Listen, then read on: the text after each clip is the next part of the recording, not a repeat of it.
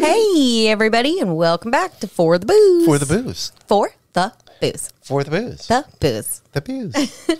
Hey, Booze Crew, how's it going? What's going on, everybody? Hello, hello. How are you, Megan? I'm good. Great. How are you, Steven? I'm fantastic. I've been having a great weekend. I know. It's been super nice weekend. Playing my guitar. Super good, by the way. Thank you. You're welcome. Hanging out with the family. So good, I've been walking around humming it.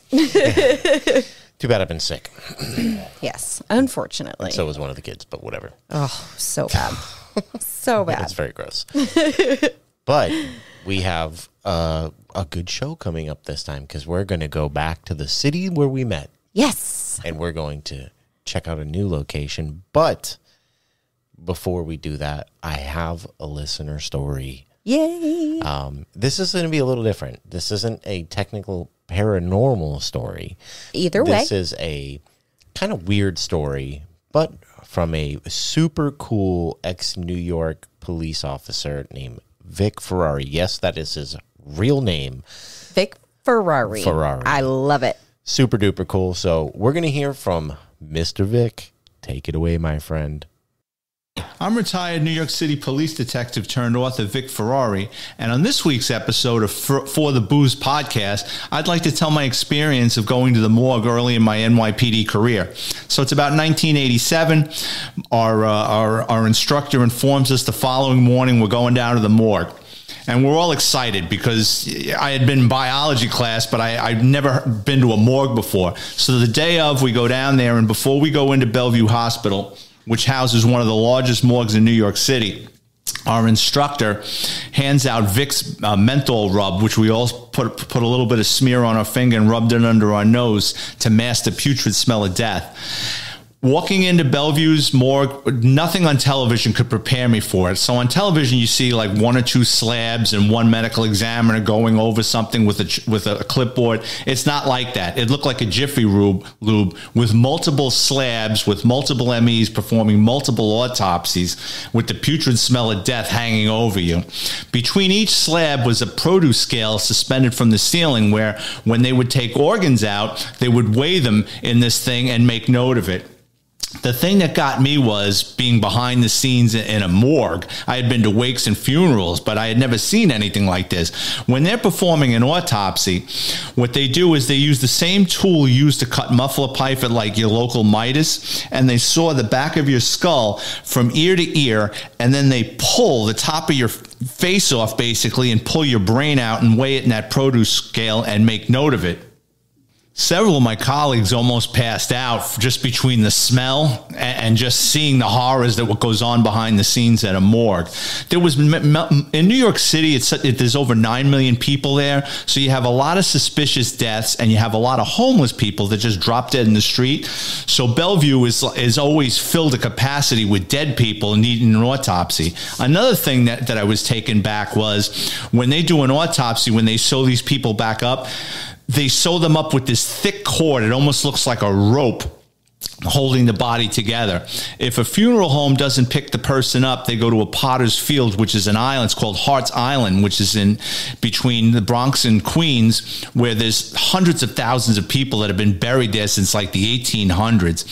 So while I was at the morgue, there was multiple different types of death. There was a pregnant woman that had overdosed. There was a young man that had hung himself. But there was a young man that had been shot multiple times. And while they were performing his autopsy, there was a homicide detective basically hanging over the medical examiner asking a ton of questions. Finally, he asked him, he says, "So what do you think?" asking the medical examiner. And the medical examiner turned to him, making note of all the bullet holes and entrances and exits on the person's body. He goes, "Suspicious suicide," which caused everybody in the room to break into laughter. So be sure to check out my new book, The NYPD's Flying Circus, Cops, Crime, and Chaos.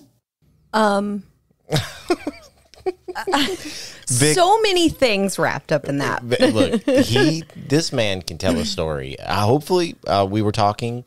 Hopefully, we'll be getting more from him. Yay. I could only hope so. I actually learned about who he was from the Blue Collar Enlightenment show where he was a guest on there. Okay. Vic can tell a story. I love this dude's energy. Wow. Yeah. I love the New York accent. I just like how he tells a story. But thank you so much, Vic. And everybody, go out and get his book. Support this guy. He's an amazing storyteller. So go check him out online. Get the book.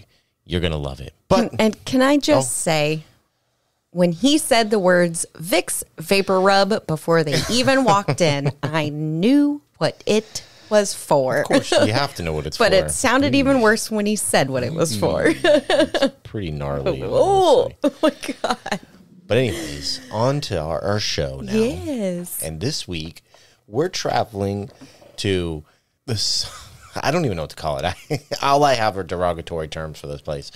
The city where we met. Yeah. It has a name. I forget what it's. I think it's called like the All-American City or something like that. It's the horse capital of the world. It is the horse capital of the world. It's Ocala, Florida. Yes. Okay, so for those of you who don't know what Ocala, Florida is, it's a north central Florida town that is basically based around thoroughbreds. Yep. Thoroughbred horses. It's where they do a lot of trading and selling of livestock and stuff. But the town's been around a long time. Yes. And there are a lot of haunted locations now. I think we'll just get into the story. Go for it. Let's do it. As always, I'd like to start out by giving a shout out to some of the websites that I got my information from, such as sevensistersn.org. I'm not sure how to pronounce this, so I'm going to spell it. It's OCOOSAWS.com. And of course, say it with me.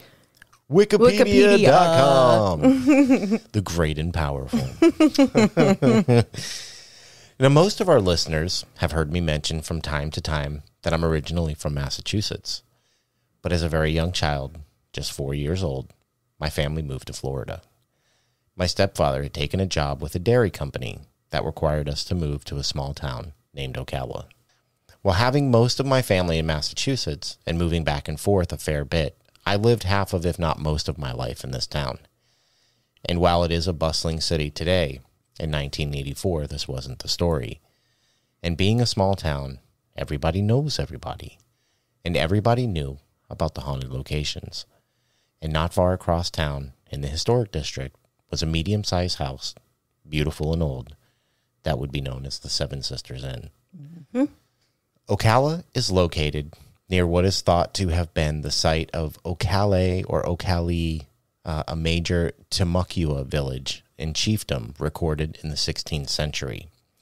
The modern city takes its name from the historical village, the name of which is believed to mean big hammock in the Timucua language. The Spaniard Hernando de Soto's expedition recorded Ocala in 1539 during his exploration through what is today the southeastern United States. Ocala is not mentioned in later Spanish accounts. It appears to have been abandoned in the wake of de Soto's attack. In the late 18th and early 19th centuries, Creek people and other Native Americans and free and fugitive African Americans sought refuge in Florida. The Seminole people then formed. After foreign colonial rule shifted between Spain and Great Britain and back again, in 1821, the United States acquired the territory of Florida after warfare to the north. In 1827, the U.S. Army built Fort King near the present site of Ocala as a buffer between the Seminole, who had long occupied the area, and white settlers moving into the region. The fort was an important base during the Second Seminole War and later served in 1844 as the first courthouse for Marion County. Ooh. I didn't know that. I did not know that either. Hey, look, I did learn some stuff reading this. Nice.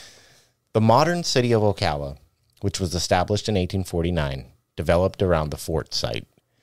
Greater Ocala is known as the Kingdom of the Sun, and for good friggin' reason, because it is super hot there. So hot. God, this is like every worst part of Florida. Plantations and other agricultural development dependent on slave labor were prevalent in the region. Ocala was an important center of citrus production until the Great Freeze of 1894 to 1895. During the Reconstruction era, Ocala was represented by several African Americans in the Florida House of Representatives and on the local level, which I thought was awesome. Yeah. I thought that was super neat. You don't hear about that a lot back in like those days. No. So good on you, Ocala. Good job. You did something right. Good job. Rail service reached Ocala in June of 1881, encouraging economic development with greater access to markets for produce. 2 years later, much of Ocala's downtown area was destroyed by a fire on Thanksgiving Day in 1883. Ooh. The city encouraged rebuilding with brick, granite, and steel rather than lumber. By 1888, Ocala was known statewide as the Brick City. Brick City, bitch. Brick Wow. City. No way. That's cool. Yeah. Things I didn't know, and I Yeah. lived there most of my life. That's crazy. It's way cooler. I wish we would have called it that when I was a kid. Yeah, right? Brick City. It sounds tough, but if you've been there, you'll know that's not true. In December 1890, the Farmers Alliance, an industrial union, a forerunner of the Populist Party, held its national convention in Ocala. At the convention, the alliance adopted a platform that would become known as the Ocala Demands. The platform included abolition of national banks, promoting low-interest government loans, free and unlimited coinage of silver, reclamation of excess railroad lands by the government, a graduated income tax, and direct election of United States senators. Most of the Ocala demands were to become part of the Populist Party platform. Many historic homes are preserved in Ocala's large residential historic district, designated in 1984, the year I moved there. Wow. East Fort King Street features many excellent examples of Victorian architecture. Now, Ocala structures listed on the National Register of Historic Places include the Coca-Cola Building, the E.C. Smith House, East Hall, the Marion Hotel, Mount Zion AME Church, the Ritz Historic Inn, and the Union Train Station. The original Fort King site was designated as a National Historic Landmark in 2004. One of the most unique collections of historic structures in Florida, the Ocala Historic District covers 173 acres and encompasses incredible historic homes and structures. Added to the National Register of Historic Places in 1984, the Ocala Historic District includes homes of the Queen Anne, Fram Vernacular. I think that's how you say it, Fram Vernacular. Various revival and bungalow styles. The streets are lined with massive oaks, and each of the beautiful old homes has its own story. The Rheinhauer House. Originally, the iconic Rheinhauer House, or Seven Sisters Inn as it's known today, was built in 1890 by Linda B. and Joseph Lancaster, and was originally known as the Painted Purple Lady. Charles Rheinhauer, born March 5th of 1846, was one of Ocala's most significant Jewish businessmen, and overall a most noteworthy contributor to the city's beginnings. Born in Germany and son of a Jewish cantor, he migrated to Georgia in the United States with big dreams. Shortly after marrying Emma Hohenberg in Wetumpka, Alabama, on June 5th, 1890, he migrated to Florida. Charles and his brother Maurice established a retail dry goods business in Ocala under the family name Rheinhauer and Brothers. Locally, it was situated on the south side of Town Square. Its presence was so impressive that the building was known as the Rheinhauer Block. The Rheinhauer's line of merchandise included men's and women's clothing, shoes, carpets, and other household goods. With statewide expansion, Rheinhauer and Brothers soon developed into one of the finest clothier shops in Florida. Now, although it developed into a successful retail merchandising chain, the chain did not remain under the family's ownership. The last Rheinhauer store closed its door in the early 1990s. Wow. So that's a long time. Yeah. I mean, that's 100 years, man. Like very beginnings of the town all the way up until like, what? That's a very long time. That's crazy. 100 years. That's insane. Insane. Yes, it is. Beyond their principal business, Charles was involved in a number of community activities and commercial enterprises. He served as the vice president of the Ocala Iron and Machine Works, a founder of the Ocala Board of Trade, the forerunner of the Chamber of Commerce, and founder and director of the first bank in Ocala, the Merchants National Bank. Dude did everything. Yeah. So many different things. He was Ocala. Yeah, right? Jeez. He became the presiding officer of the Hebrew Society of Ocala and was credited with promoting Thomas Edison's incandescent electric lamp, which subsequently was introduced to the community in 1906. And his prominent community position, Charles became the second Jewish person to serve as the mayor of Ocala. They noted friendship and collaboration with Latin American freedom fighter Jose Marti. La Crayola Cigar Company was established. With another entrepreneur achievement, Charles became its president. With thousands of Cubans immigrating to the area as factory workers, it became the core of what came to be Marti City, located on the West Broadway section of Ocala. During the latter years of the 19th century, La Criolla was recorded as one of the largest cigar factories in Florida. Years later, it relocated to Tampa's Ybor City due to milder climate conditions. Mr. Rheinhauer experienced all these achievements and prominence within the walls of what is now the Seven Sisters Inn. Moving into their home in 1895, Charles and Emma Rheinhauer were the first and most prominent occupiers of the magnificent Victorian.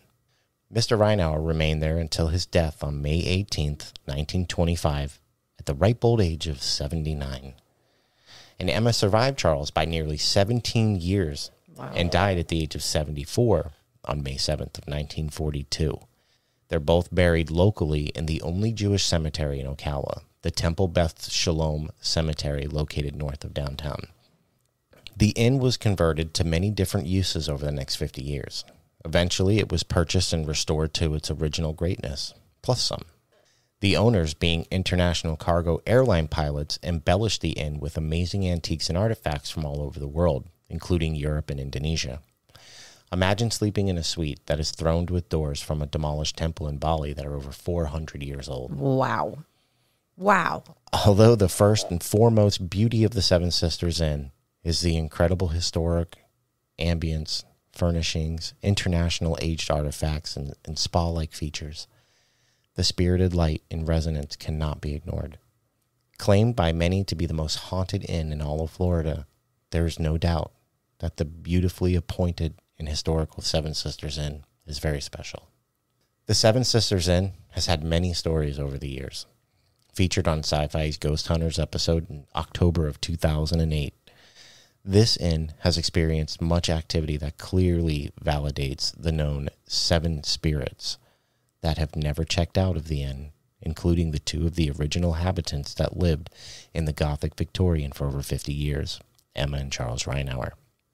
In addition, there's George, a flirting gentleman from the 1950s era that has made himself seen on several occasions.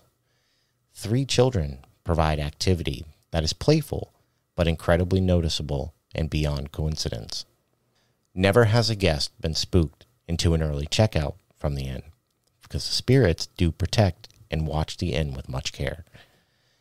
On any given day, one can hear footsteps, wispy sounds, long period apparel, mystical relocations of items and apparel, whispers of voices, and knocks on the wall that clearly welcome visitors to the inn. The inn. I know, I can't say in enough. I know. Messing up. In addition, the innkeepers keep a collection of photos, EVPs, and stories that they gladly and honestly share with their guests. They offered many events that embrace the inn's spiritualists, including medium galleries, paranormal tours, investigations, and fun murder mystery dinner parties. Ooh. While growing up, Ocala was a very slow-paced town. It wasn't exactly a playground for an 8-year-old. But I do have lots of fond memories of Ocala, and it is full of haunted locations. It's easy to see that a town that was built on blood-soaked battlegrounds and slavery would surely leave behind pain and heartbreak. Mm-hmm. And the location where the Seven Sisters Inn sits today is not immune. So, if you're ever visiting Central Florida and you don't believe in the things that go bump in the night, then maybe it's time to book yourself a room at the Seven Sisters Inn and see for yourself. Ooh. Listen, that place, driving by that place all the time was a lot. It stands out.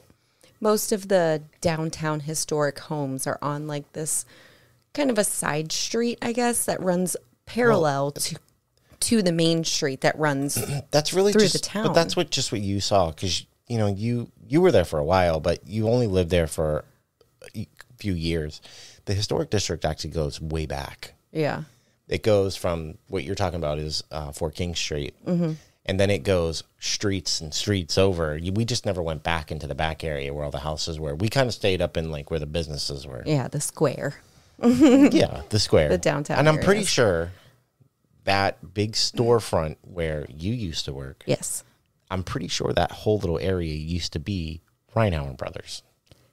Well, it's funny you mentioned that, because where I worked in that little square, we had paranormal activity in the restaurant that I worked in. And I'm pretty sure that is the old Rheinhauer Brothers building. Wow. But yeah, I remember being so excited in 2008 when Ghost Hunters came to town. And like, I found out too late that they had been here and recorded, or else I would have been down there fanboying out. Trying to be like, pick me. Like, who? But there's a lot of haunted locations in Ocala that you're going to hear about that people don't know about. Mm-hmm. And this is one of them. And this is probably the most popular one. A lot of people in town claim that this place is haunted. And now, you hear everything from totally outlandish stories to not so much. Yeah. Like almost happy little Casper-y type haunting stuff. Mm-hmm. But, that's what it is. I don't really know what to say about it, because I've said it a million times on this show. It's like a lot of these things, and we talked about this in Spaces one night. It was like, maybe the way we see how hauntings work, maybe we're wrong. Maybe it's not about the 3 people who died in there. Maybe it's about the 5,000 people who died on the land that it's on. On the land before anything was like, there. Not to mention that, like, Native Americans, my people, are very spiritual people. Yes. And their graves are everywhere. Mm-hmm. Everywhere. In Florida was like one giant, chiefdom. It was just, this was all Native American land. So, but who knows? Maybe it is Charles. He lived in the house a long time. I don't know, but these areas that had high amounts of war and death and stuff seem to be the most haunted. And to quote someone who said something along the lines of those battles and things across the United States that, she said in our Twitter Spaces on Wednesday was, you can't walk anywhere without walking across a body. And that's the same space I'm referencing towards is there's bodies everywhere. Yep. So we don't know who it really is. And there's been accounts of like people getting EVPs and stuff like that of things answering that they pretty much knew wasn't who they were looking for. Yeah. So, I mean, good on Ocala for being ahead of like letting African-American people on the board and being real people because they are. I'm so good on Ocala, which it seems weird to me that was Ocala because it's in the South, and I don't know. It's weird. But yeah, I mean, there's not a super long history of this place. It was for a long time, it was just a house. Mm-hmm. Just a guy in a house with his wife. Who owned a lot of the town and did a lot of things prominently. And then it became B&B, and now it's closed for who knows how long. Well, it's for sale if anyone wants to buy it. Let's buy it. It is amazing. It's beautiful. I never went in, but driving by it all the time was fabulous. It's a house that looks very out of place in Ocala. Yes, because it's like a 2-story colonial house amongst, 1-store ranch homes. Yeah, and then like it's on the main boulevard where you're driving down, and it's literally like businesses and little plazas and stuff you're driving, and then bam, there's the house. It's legitimately the best part of town. It's so cool. So cool. But moving on, that's the history, and I'm pretty sure you're going to have some stuff to tell us as well. I sure do. Well, what do you got for us, Megan? The following collection of stories were pieced together by yours truly. That's me. From thevillagesdailysun.com, ocala.com, and the Seven Sisters Inn Hauntings.web.com. Claimed by many to be the most haunted bed and breakfast in Florida, there is no doubt that the beautiful, appointed, and historical Seven Sisters Inn is very special. This beautiful Gothic Victorian structure is perched in the midst of Ocala's breathtaking historical district and has even received some international attention. Sci-Fi Channel's Ghost Hunters visited Florida's Empress in 2008. In the TAPS episode, during a K2 session, something unseen was causing the device to light up in what seemed to be a childish manner. Later in the evening, as Jason Hawes climbed up the stairs, he ended up being shocked as he reached the top. He then explained he saw what he thought was a small, dark figure running from one room to another. Afterwards, he found out that one of his shoes had mysteriously gone missing. They searched the house for almost a half an hour and finally found it sitting in the middle of a room that they weren't previously shown on their initial tour of the house. They heard strange voices throughout the night and spotted unexplained shadows along the way. When they used their SLS camera, it then mapped out the outline of a ghostly figure sitting in a chair. In 2012, Chip Coffey also investigated the Seven Sisters Inn, and he also obtained impressive evidence, and hundreds of other professional and ghost hunting enthusiasts alike have felt the beautiful and spiritual sweetness of this grand Victorian painted lady. This inn has experienced an abundance of activity that clearly validates the known 7 spirits that have never checked out, including 2 of the original inhabitants that lived in the Gothic Victorian for over 50 years, Emma and Ben Rheinhauer. Other permanent ghostly resident is a man named George, who seems to be a flirting gentleman believed to be from the 50s era, and he has made himself seen on several different occasions. Then there are the children. 3 child spirits provide activity that is playful, incredibly noticeable, and beyond coincidence. On any given one day, anyone can experience ghostly activity. People can constantly hear footsteps, wispy sounds of what is described as the sound of long period dresses swooping back and forth across the old floors. The ever-happening relocation of items, including clothing and shoes. Whispers, voices, and knocks on the wall that clearly welcome the visitor into its home. The pink and purple Victorian manor that makes up the Seven Sisters Inn off East Fort King Street seem like most other old Southern homes, at least on the outside. But ghosts and spirits don't spend much time outside. Inside, the air is heavier and sometimes cold. Slow piano music plays, interrupted by the creaks and rumbles made by any 120-year-old structure. But is there more to those sounds? Those rushes of air and subtle drafts? Those flickering of lights? Inn owners Bonnie Morehart and Ken Oden say they don't need spiritual mediums and paranormal experts to tell them their homes are haunted. They've already seen enough. Owner Bonnie said, quote, "There is a feeling of energy here. I think the spirits are here to care for the building and to care for us. It's a protective thing. But there are definitely different feelings at each house." End quote. The Scott House, the pink-colored home on the property, is the older and brighter of the 2. Built in 1888, it's hard to keep track of all the possible spirits that may reside within the 3 stories. Bonnie has said she has seen a mysterious dressed-up woman, a young boy, and an old man.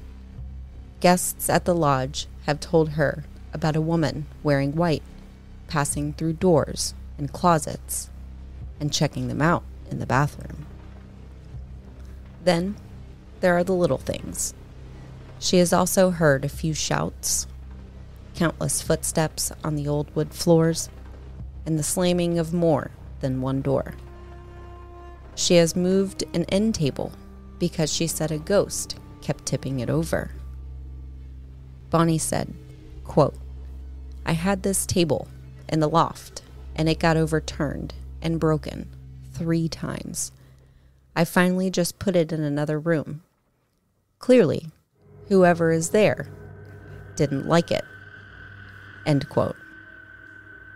Bonnie and inn manager Charlie Childs agree to having trouble lighting candles, keeping the lights on, and even keeping the locked front door from opening. Charlie recalled, quote, I'll be sitting in the house by myself with the door locked, and all of a sudden, I'll hear the bells on the door. I pulled up to the house one time and saw a man dressed like Abraham Lincoln walk right in through a wall. End quote.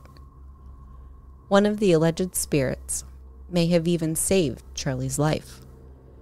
As he was walking down the open staircase to the home's living room, something caused him to trip and fall violently forward toward a stained glass window.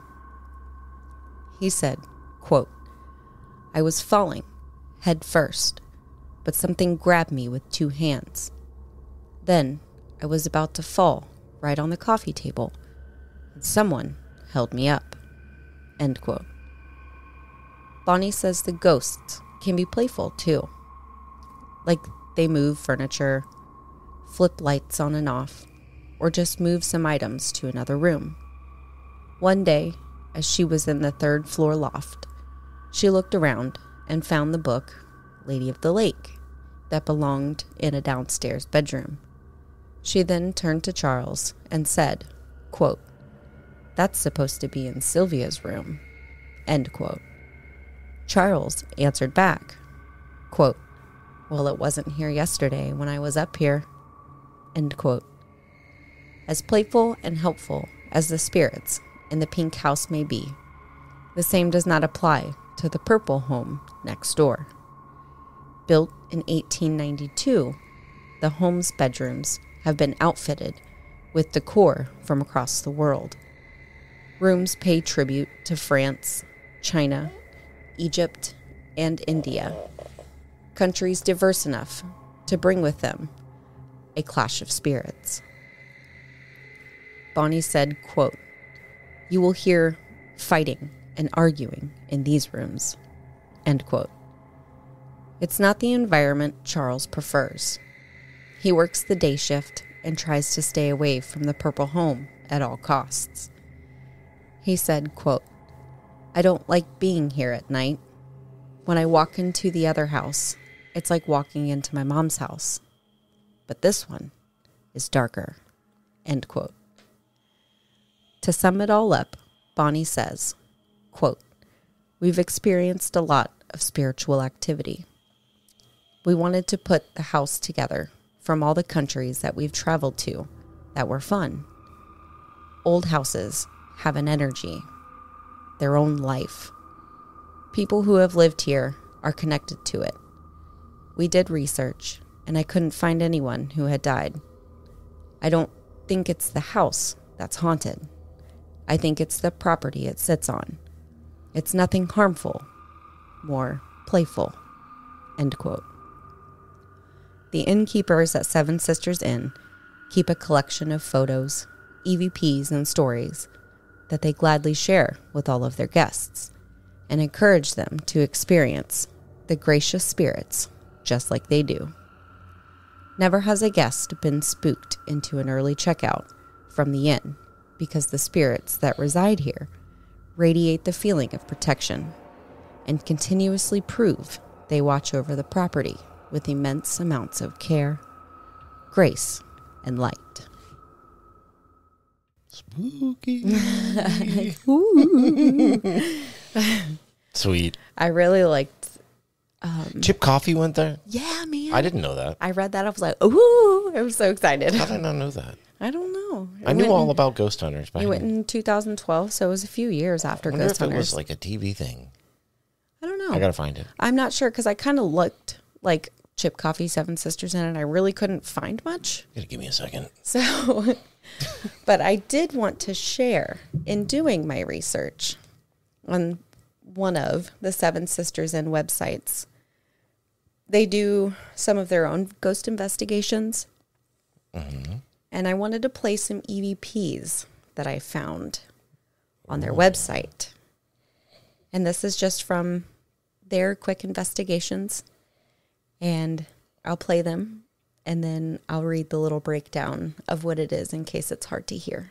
Okay. Here we go. Is this you, Mr. Rheinhauer? Did you like that Bob left you cigars?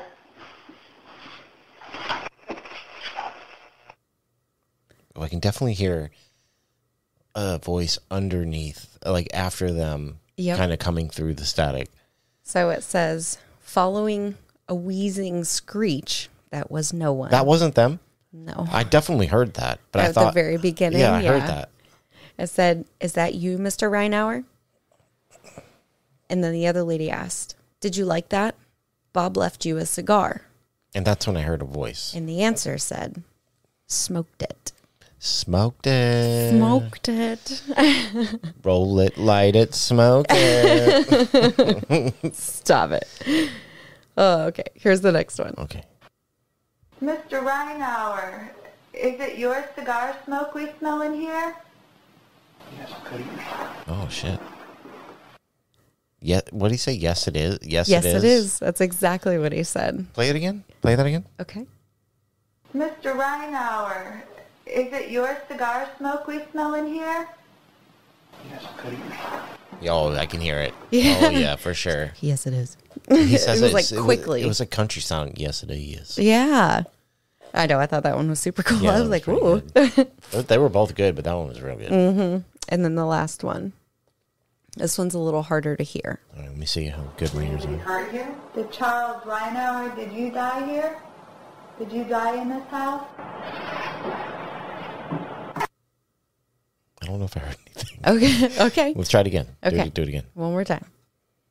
Did anybody hurt you? Did Charles Rheinhauer, did you die here? Did you die in this house? No, I heard something. Something at the end goes. Yeah, I heard it. I heard it that Super time. I had quiet. to turn my headphones up. Yeah, but it said mad because I'm in here. Oh, Yeah. mad because I'm in here. It was Is he crazy. not supposed to be in there? I don't know. I don't know. Like, who knows? Even if it's Mr. Rheinhauer that they're talking to. It's his house, damn it. He can be in there. And there was a couple more. It was just like a faint little whisper that they really didn't know what it said. And Do we have that one? yeah, I can play them all. Let's do it. Those were like the biggest ones. Come on. Give me another one. I want to see Okay. if I can hear him. Let's do it. I don't think anybody's going to complain about this. So this is next one. It's only 2 seconds. Okay. But no one was speaking. Okay. I can totally hear that. You're singing. Yeah. Yeah. But I'm just saying, like, you can totally hear that. Yeah. All right. The next one. What's the next one? What the fuck? Play it again? Oh, I can't understand what he's saying. And all it says is disembodied voice heard in Casablanca suite. Oh. Yeah. Yeah, but they have theme suites. So I think maybe like they had a camera set up in there and that just randomly came over maybe. That's pretty sweet. You can definitely hear I something. know, it's super cool. I'm not quite sure what he's saying, but I can definitely hear it. And then there's one more. Okay. One more. Give it to me.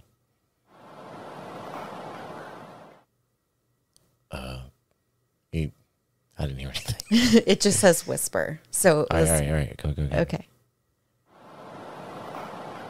I can hear it. All right, I can hear it. Well, the first time you played it, it almost sounded like a knee popping or something. Yeah, But the second time, I could hear it. Yeah. So yeah, I thought those were really cool that I found those. So I wanted to share them I with like everyone. the fact that you actually found some that we could play on here. I know. I was excited. Now, the bummer about all this is that okay, don't do that. if anybody listening is like an investigator or something and you want to investigate this place, good luck, because it's closed now. Yeah. It's there. There's got to be somebody who you could talk to. Who cleans and keeps up the property or something. But I mean, somebody still owns it. Yeah. They're just not running it as a B&B anymore. Mm-hmm. I'd love to see some of our not Zach Baggins people go out there and like investigate this place. That would be great. And while like, ghost hunters and even Chip Coffee, I hate to break it to you, those are TV people. So still got to take it with a grain of salt. Yeah. And I mean, the EVPs I played are from the people that work there. So, and they do their own investigations. But I'd love to see like our friends like RKB or Ben and Amber over at East Coast Paranormal, like people like that. I want to see them go do stuff that I'm curious about, because I want real. I don't want to have to worry about my evidence being tainted or fluffed up to gain attention. I want the real investigation. Now, not the ratings. Luckily, this was like in the early years of ghost hunters, so I think it was probably still when they were like into it. They weren't quite under the thumb of you better get viewers yet. Yeah, I agree, and I would really love. I wish I would have gone in there when we lived there and it was open, just to check it out and just to see, because it's such a cool building. And now that I know more about it, we're planning that overnight here next month.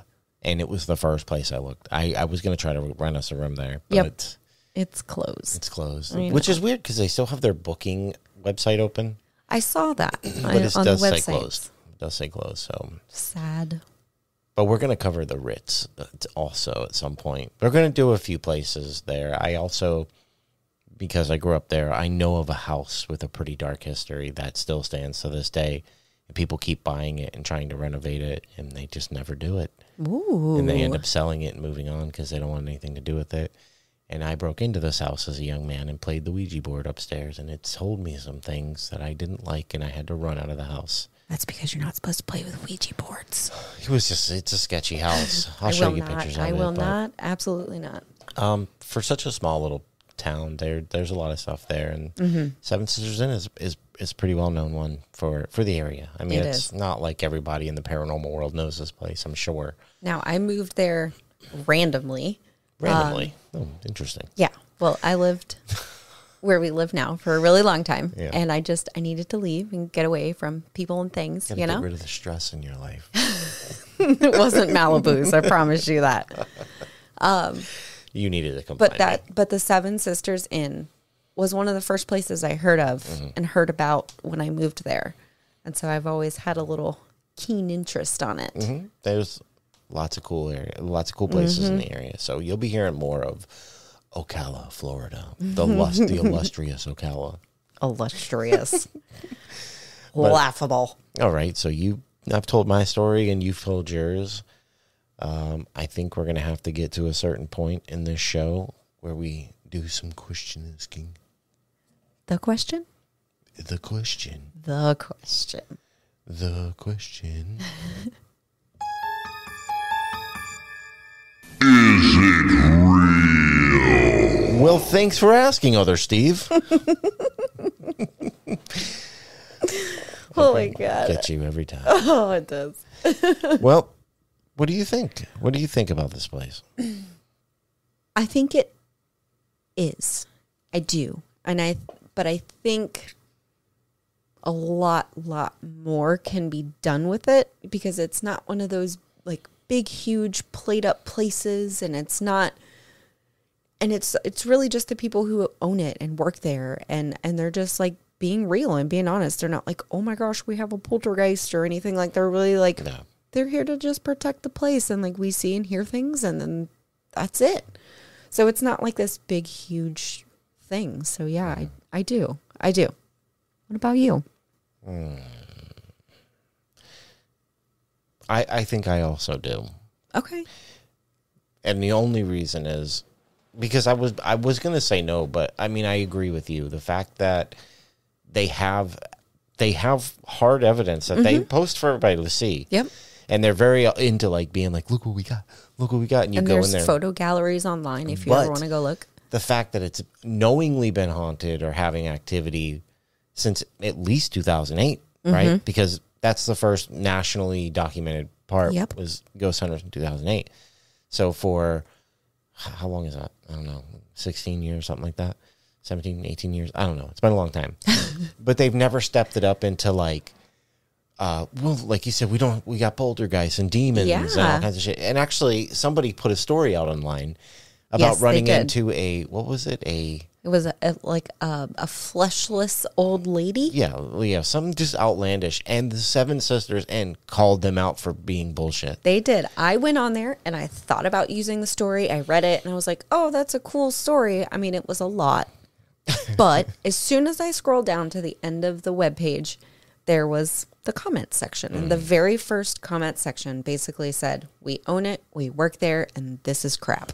Exactly. And instead of feeding into it to get people to stay there, they didn't do that. They were like, hey, don't believe that. It's stupid. Yeah, absolutely. And then there was other people, oh, I live down the street from this place. Like, this is bull. And it was just crazy. I was like, wow. I lived two streets over from that place for years. I never heard of anything like that.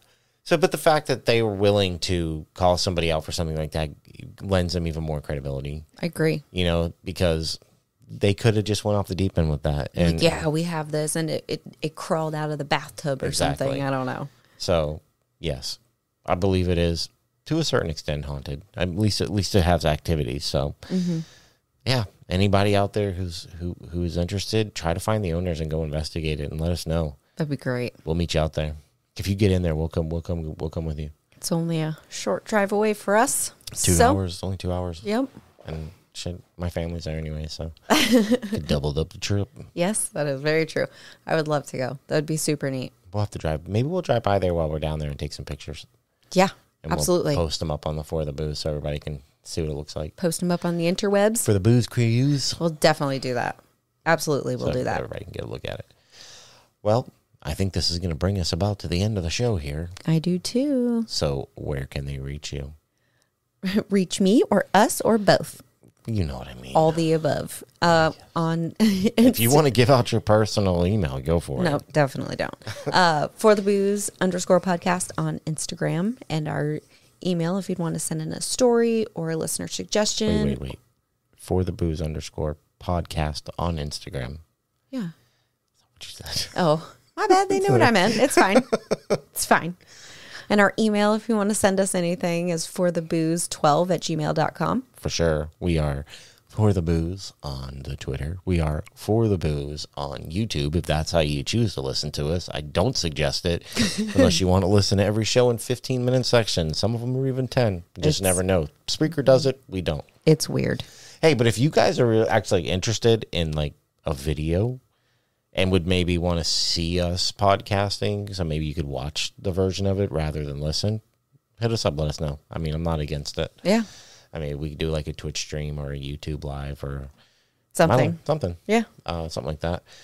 You can find us and just look up For the Booze Podcast. We're everywhere. Every Wednesday on Twitter and Spaces, if you follow For the Booze, me most of the time, but For the Booze, does a Wednesday space at 5 o'clock with our friend Rick over at Maximum Oddities, where we, for hour or two, we talk about paranormal, supernatural things. We have lots of other well-known podcasters come in, like Ashley from Lullaby the Fear podcast. We have Jonah from the Blue Collar Enlightenment show. Sometimes even Zach Deuce shows up on occasion. The pod daddy. He's going to hate me because I said that. It'll be fine. It's fine. But we have lots of people show up. Julie, our friend Julie Mountain, is always there. So come in there and hang out with us. Bring a topic. Say some stuff. RKB, East Coast has been there. East Coast Paranormal. Lots of people. It's just lots of people. And me. You can come say hi to me. And I'll be at work. Most likely. And we try to do them every week. We have weeks where we don't, but... And I think that's it. I think it is it. So thanks, everybody, so much for listening, and we will see you all in the next one. On the next one. Bye. Bye.